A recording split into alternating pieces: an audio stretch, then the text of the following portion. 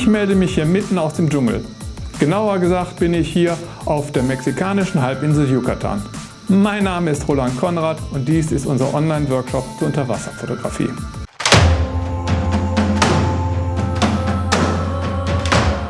Ich stehe hier vor einer sogenannten Cenote. Cenoten, das sind natürlich entstandene Zugänge zu einem riesigen unterirdischen Höhlensystem. Dieses ist zum großen Teil mit Wasser gefüllt. Die wirklich gute Nachricht für uns Taucher ist, etliche dieser Cenoten bilden sogenannte Halbhöhlen. Sie haben also Bereiche, in denen es erlaubt ist, ohne Höhlentauchausbildung zu tauchen. Ein einfacher Tauchschein genügt. Und das auch noch alles bei angenehmen 25 bis 26 Grad Wassertemperatur. Ein sicherheitstechnischer Hinweis muss aber vorweg sein. Cenoten sind fragile geologische Strukturen, die teilweise über Jahrtausende, wenn nicht gar Millionen entstanden sind. Alles das, was beim Tauchen zerstört wird, ist für immer verloren. Anders als im Meer wächst hier nichts nach. Zumindest nicht in für Menschen überschaubarer Zeit. Außerdem sind Höhlen, genau wie alle anderen umschlossenen Räume unter Wasser, sehr ungnädig gegenüber Überschätzung der eigenen taucherischen Fähigkeiten. Deshalb aus ureigenem vitalen Interesse immer an die aufgestellten Regeln zum Tauchen halten. Dies gilt auch für uns Fotografen. Wer kein ausgebildeter Höhlentaucher ist, hat in einer Höhle nichts verloren. Auch nicht für ein gutes Foto. Wie unterscheidet sich die Cenote oder Halbhöhle von der richtigen Höhle? Nun, sie ist so definiert, dass hier immer noch ein wenig Tageslicht zu sehen sein muss. Das heißt, es gibt noch Restlicht, mit dem wir als Fotografen arbeiten können.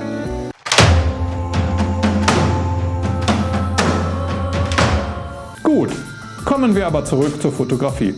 Welche Ausrüstung brauchst du zum Fotografieren? Fangen wir zunächst bei der Kamera an.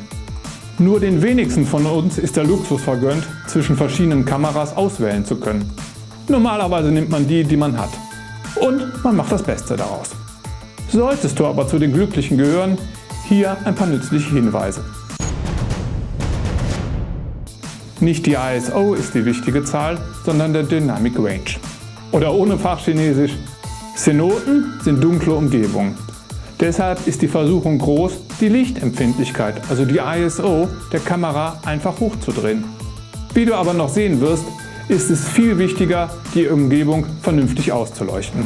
Du wirst gerne Fotos mit hellen und dunklen Bereichen aufnehmen wollen. Dafür ist es wichtig, dass deine Kamera möglichst viele Helligkeitsstufen aufnehmen kann. Die Angaben dazu werden von den Herstellern leider nicht ganz so offensiv beworben wie die maximale ISO.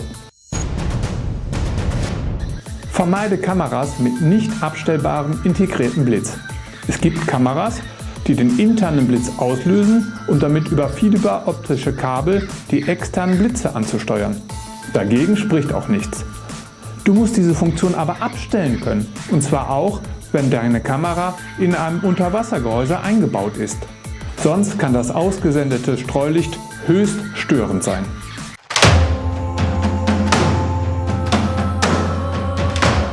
Für Besitzer von Bridge- und Kompaktkameras. In Cenoten spielt die Weitwinkelleistung eine zentrale Rolle. Deshalb sollte es schon eine Kamera mit einem unteren Brennweitenwert von 24 mm oder weniger sein. Falls möglich oder vorhanden, darf die Weitwinkelleistung auch noch mit einer Vorsatzlinse erweitert werden. Ähnliches gilt natürlich auch für Nutzer von Mirrorless- oder Spiegelreflexkameras.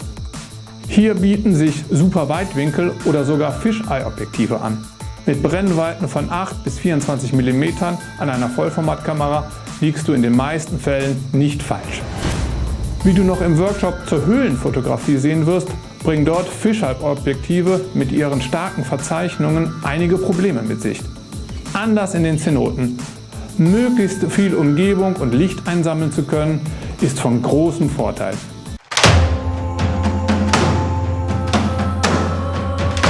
In dunklen Bereichen hat der Autofokus einer jeden Kamera erhebliche Probleme. In Cenoten oder Höhlen ist deshalb der im Vorteil, der manuell fokussieren kann.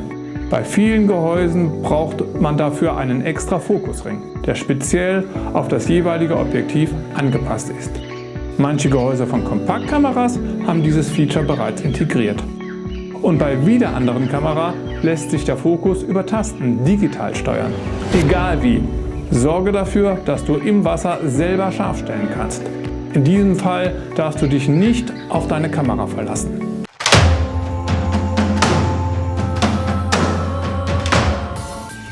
Die Auswahl des passenden Ports orientiert sich natürlich an deinem Objektiv.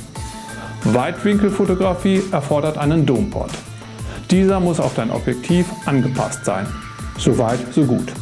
Falls du aber zwischen verschiedenen Domports auswählen kannst, gibt es eigentlich nur ein Kriterium, nach dem du entscheiden solltest. Nimm den Domport, bei dem du die Blende möglichst weit öffnen kannst, ohne allzu viel Randunschärfe zu produzieren. Dies gilt auch bei der Frage, ob du eine Vorsatzlinse an Kompaktkameras benutzen solltest. Diese bewirken eine Vergrößerung der Weitwinkelleistung. Das ist soweit gut. Andererseits schlucken sie auch immer Licht und manche führen leider auch zu deutlich sichtbaren Unschärfen im Randbereich.